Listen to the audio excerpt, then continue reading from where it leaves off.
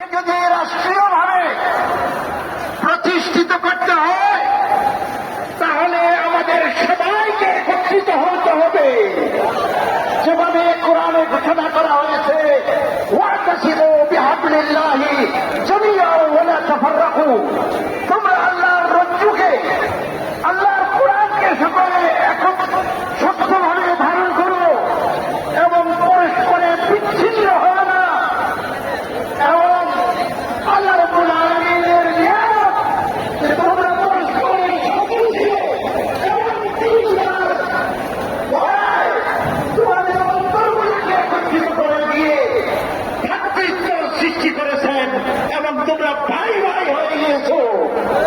আজকে বাংলাদেশের সার্বভৌমত্ব এবং স্বাধীনতাকে রক্ষা করার জন্য বাংলাদেশের সকল জনসাধারণ, সকল নাগরিক, সকল রাজনৈতিক দল, সকল ইসলামী শক্তি দল সকলে যদি একত্রিত হয়ে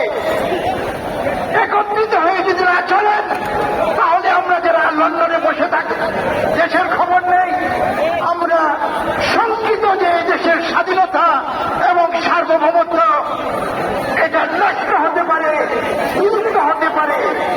সেজন্য আমাদেরকে একত্রিত হতে হবে, একত্রিত হয়ে আমাদেরকে প্রয়াস করতে হবে স্বাধীনতাকে রক্ষা করার জন্য, রাষ্ট্রীয়ভাবে সমাজে ইসলাম প্রতিষ্ঠা করার জন্য আমাদেরকে কাজ করতে হবে। আপনারা কাজ করতে, ইসলামের জন্য কাজ করতে রাজি আছেন ইনশাআল্লাহ?